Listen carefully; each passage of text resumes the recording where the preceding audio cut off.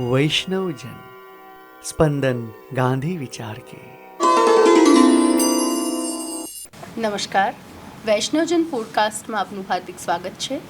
આજે આપણી વચ્ચે ગુજરાત વિદ્યાપીઠ ગ્રામઅર્થશાસ્ત્ર વિભાગના પ્રોફેસર નિમિષા શુક્લ આપણી સાથે છે.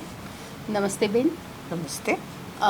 આજે આપણે ગુજરાત વિદ્યાપીઠમાં પાયાના વિભાગો અને એની અંદર ગ્રામઅર્થશાસ્ત્ર વિભાગ વિશે થોડી ચર્ચા કરવા ઈચ્છીએ છીએ. બેન, આપણે ગ્રામ અર્થશાસ્ત્ર વિભાગ કઈ રીતે શરૂ થયો અને ગુજરાત વિદ્યાપીઠના શરૂઆતના તબક્કામાં એનું પ્રદાન કેવું રહ્યું છે એના વિશે જો આપ અમને જણાવો એવી ઈચ્છા છે. બહુ પાયાનો ને મહત્ત્વનો પ્રશ્ન પૂછ્યો, કારણ કે 1920માં ગાંધીજીએ જ્યારે સ્વતંત્રતાની ચળવળનો આરંભ કર્યો ત્યારે એમને એવા યુવા જોઈતા હતા કે એક અલગ પ્રકારે વિચારે, અલગ પ્રકારે કામ કરે અને અલગ પ્રકારે ગ્રામ વિકાસમાં પહોંચે. ગાંધીના મતે તો એવું હતું જ કે સાચું ભારત ગામડામાં રહે છે. એટલે જે પાયાના 4 વિભાગો વિકસ્યા એમાંનો એક વિભાગ એ ગ્રામ અર્થશાસ્ત્ર વિભાગ છે. અને એમાં પણ મુખ્યત્વે એ કામ આપણે કરતા હતા કે ગામમાં જઈને ગામના લોકો સાથે કામ કરવું, સંશોધન કરવા અને એ પ્રમાણે આપણે જુદા જુદા મુદ્દાઓને લઈ અને કામ કરી રહ્યા હતા. થોડીક વાત કરું તમને જો જણાવું તો, અત્યારે આપણે બધા પર્યાવરણની બહુ વાતો કરીએ છીએ. એ સમયે ગાંધીજીએ બહુ જાણીતા, જેને પબ્લિક ઇકોનોમિક્સ આપણે અંગ્રેજીમાં કહીએ છીએ, જાહેર અર્થશાસ્ત્ર કહીએ છીએ, એવા જે.સી. કુમારપ્પાને વિદ્યાપીઠમાં આવવાનું કહ્યું.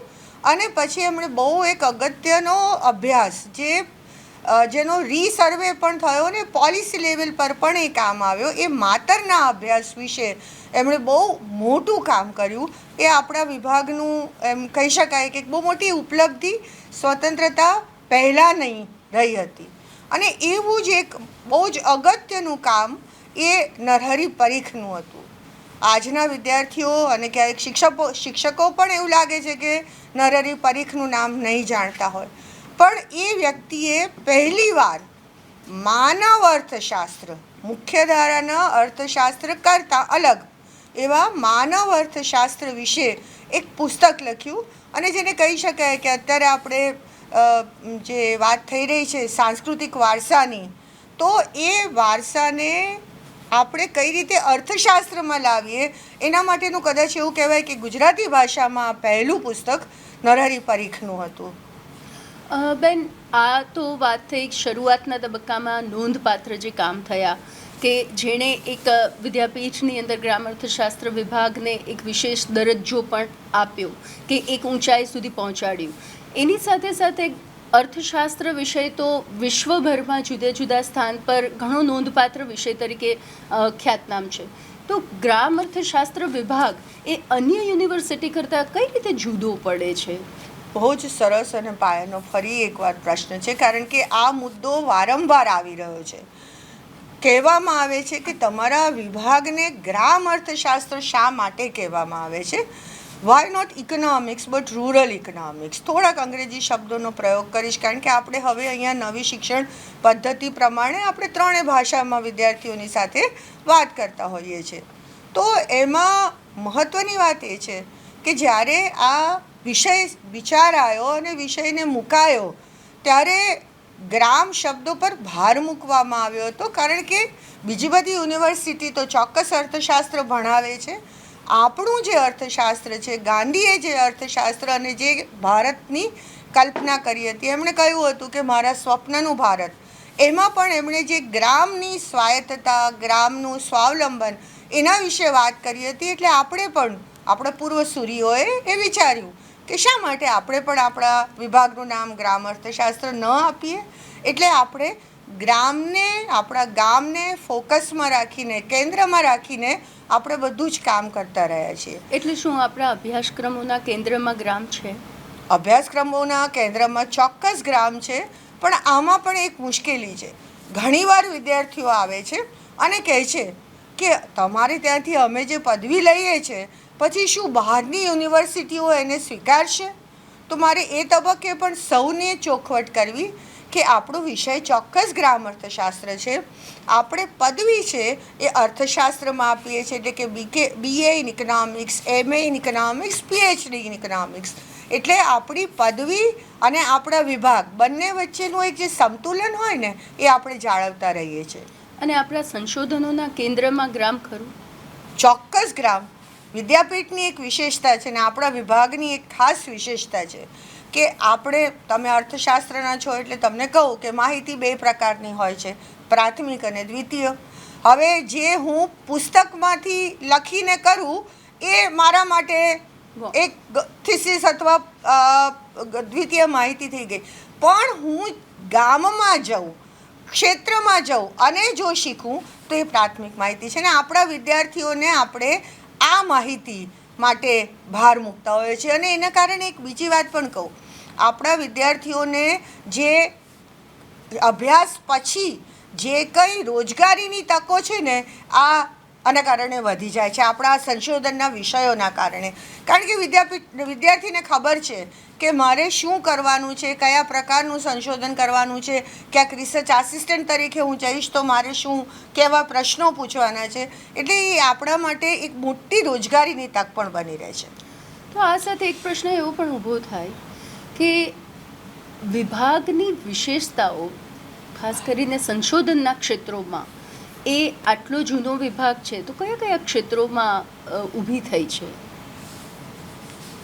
આપણે જોઈએ તો વિભાગનો જે વિકાસ થયો ક્રમશઃ થયો. શરૂઆતમાં તો કહેવું કે આપણી પાસે એટલા બધા સંસાધન નહોતા, પણ જેમ જેમ આપણા વિભાગનો વિકાસ થયો, આપણે યુનિવર્સિટી ગ્રાન્ટ્સ કમિશનમાં ગયા અને આગળ વધ્યા, એમ આપણી પાસે વિદ્યાર્થીઓના માટેની રોજગારીની તકો, આ બધું વિકસવા લાગ્યું. અને એ બધું થયું પરિણામે કદાચ એવું કહી શકાય કે ગુજરાતમાં અર્થશાસ્ત્ર વિષયમાં સૌ પ્રથમ વખત પર્યાવરણીય અર્થશાસ્ત્ર દાખલ કરનારો આપણો વિભાગ એટલે કે ગ્રામ અર્થશાસ્ત્ર વિભાગ હતો. અને આ પર્યાવરણીય અર્થશાસ્ત્ર દાખલ કર્યું ત્યાર પછી આપણા ગ્રામીણ સંશોધનના ક્ષેત્રો પણ વધ્યા. આપણે વિદ્યાર્થીઓ પાસેથી એક એન્વાયરમેન્ટલ પ્રોફાઇલ એટલે પર્યાવરણીય રૂપરેખા, કેટલા વર્ષોમાં શું થઈ રહ્યું છે એના વિશે વાત કરતા હોય છે. એનો સર્વે, એનો રીસર્વે થયો.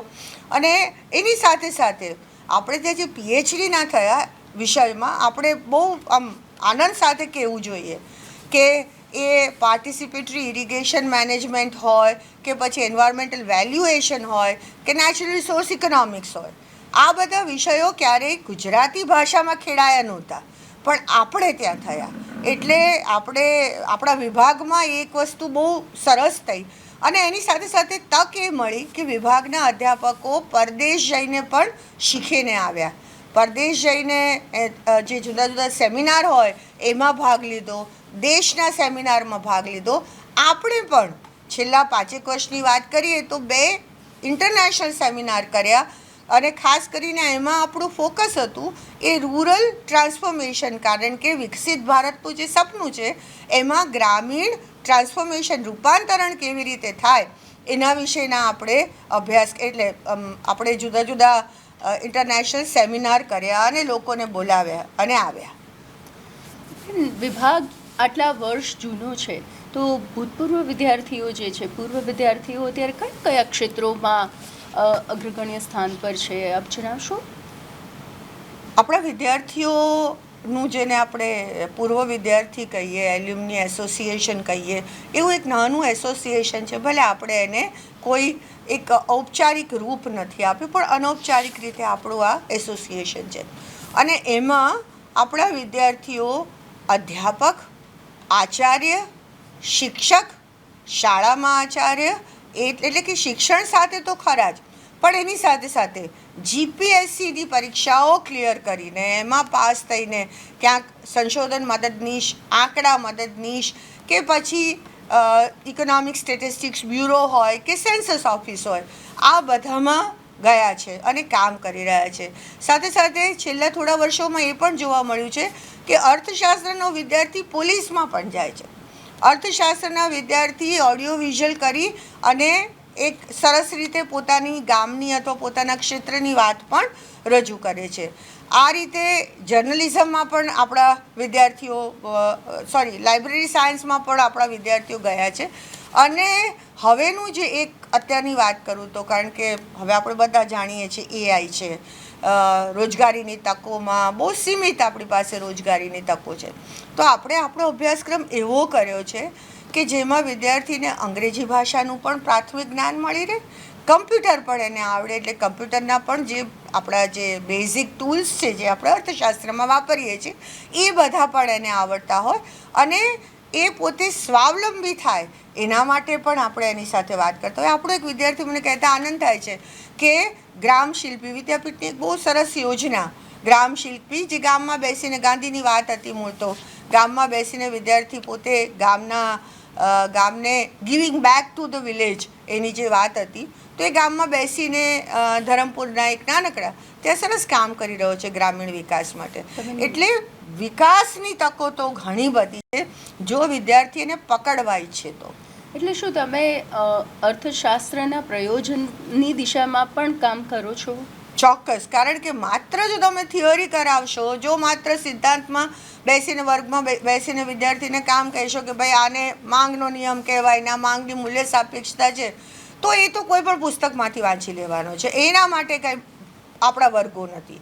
પણ સાથે સાથે એ બજારમાં જાય, એ શીખે કે આ કિંમત હોય તો કેળા આટલા વેચાયા, આ કિંમતે કેળા આટલા પ્રમાણમાં વેચાયા, થોડુંક દાખલા તરીકે વેજીટેબલ માર્કેટમાં જાય, અથવા આપણે ત્યાં બહુ જાણીતી સંસ્થા છે સૃષ્ટિ, તો ત્યાં જઈને જે સચિવ ખેતી છે એના વિશેનો અભ્યાસ કરે. તો આ બધા મુદ્દાઓ આપણા માટે બહુ અગત્યના છે કે વિદ્યાર્થી ફિલ્ડ પર જાય છે, વિદ્યાર્થી પોતે ગામમાં જાય છે, પોતાના ક્ષેત્રમાં જાય છે, અને ત્યાંથી અભ્યાસ કરીને એને જે સિદ્ધાંતમાં શીખવ્યું છે એ વાસ્તવિક છે કે નહીં, પ્રેક્ટિકલ છે કે નહીં, એ શોધે છે. એટલે આપણા માટે બહુ મહત્ત્વનું છે કે આપણે BA કક્ષાએ પણ વિદ્યાર્થીને 15 દિવસનો એક કેન્દ્ર નિવાસ આપીએ છીએ, અને MAમાં તો એ મહિનો જુદા જુદા સંસ્થાઓમાં જઈ અને એ સંસ્થાની લોકોના જીવન ઉપર શું અસર પડી છે, અથવા સરકારના જુદા જુદા કાર્યક્રમો હોય, સહકારી પ્રવૃત્તિ હોય તો એની શું અસર પડી છે એના વિશે વાત કરે. અને જુદા જુદા સરકારી સંસ્થાઓ, જુદી જુદી સ્વૈચ્છિક સંસ્થાઓ એમાં પણ કામ કરે અને એના ઉપરથી શીખે. તો એ બહુ મોટો એક શિક્ષણનો ભાગ છે.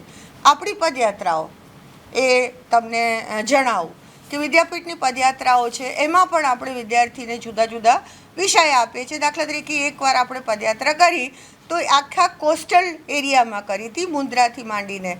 તો એમાં પણ વિદ્યાર્થી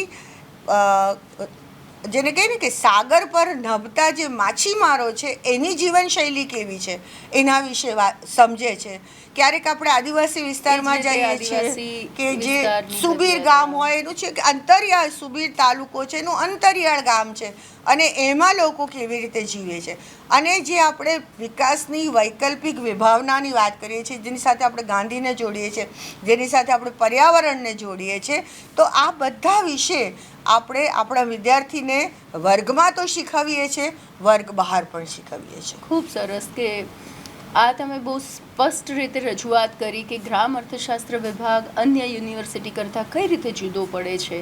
કારણ કે ગરીબી શું છે, અથવા તો ગ્રામીણ વિસ્તારના રોજગારના ક્ષેત્રો કયા છે, એ પુસ્તકમાંથી વાંચવું અને વ્યવહારમાં ત્યાં જઈને તપાસવું, આની વચ્ચેના અંતર એ સ્પષ્ટ રીતે જોઈ શકાય છે. એટલે આ નોંધપાત્ર બાબત છે. પણ બેન, અત્યારે સળગતો પ્રશ્ન જે છે એ છે ગ્રેજ્યુએશન પછી રોજગાર, અને NEPની અંદર જે જુદા જુદા ક્ષેત્રોને આવરી લેવામાં આવ્યા છે એ સંદર્ભે ગ્રામ અર્થશાસ્ત્ર વિભાગ કઈ રીતે કામ કરે છે? NEPમાં મુખ્ય વાત વિષયમાં તો નિપુણતા છે જ, પણ અન્ય વિકલ્પોમાં પણ નિપુણતાની વાત છે કે જો મારી પાસે અર્થશાસ્ત્રની સાથે અન્ય કોઈ સ્કિલ હશે તો હું એમાં મારી રોજગારી, કદાચ હું નોકરી કરીશ, સ્વરોજગાર કરીશ. આ બધા ઉપર સ્વરોજગારી પર ખાસો ભાર NEPમાં મૂકવામાં આવ્યો છે. તો વિભાગમાં આપણો પ્રયત્ન સતત એવો રહ્યો છે કે આપણો વિદ્યાર્થી જ્યારે તૈયાર થઈને બહાર જાય ત્યારે એની પાસે રોજગારીના કયા કયા ક્ષેત્રો હશે એના વિશેની બહુ જ આમ કહીએ ને કે એક બ્લુ પ્રિન્ટ વિભાગે તૈયાર કરીને રાખી છે. એટલે વિભાગમાં વિદ્યાર્થી આવે ત્યારે જ આપણે એને એક પ્રકારનું શિક્ષણ આપતા હોઈએ છીએ. આપણે જે અભ્યાસક્રમો છે એ પણ એ જ પ્રકારના મોડેલમાં યુનિટમાં આપણે ગોઠવેલા છે. એટલે આ રીતે આપણું જે કામ છે એ વિદ્યાર્થી ગામમાં પાછો જાય, નગરમાં જાય કે શહેરમાં જાય, પરંતુ એ પોતાની રીતે આત્મનિર્ભર, જેને હવેના શબ્દોમાં આત્મનિર્ભર કહેવામાં આવે છે, આપણે ગાંધીએ એને સ્વાવલંબન કહ્યું હતું. તો આ વસ્તુ આપણે એને કહીએ ને કે એની પાસે ફરી કક્કો ઘૂંટાવીએ છીએ, પણ એને વધારે ને વધારે દ્રઢ કરીએ છીએ કે જેથી કરીને પરાવલંબી ન બને અને એ સ્વાવલંબી બને. એટલે એનામાં એક આત્મવિશ્વાસ અને આત્મગૌરવ બંનેની લાગણી જન્મે.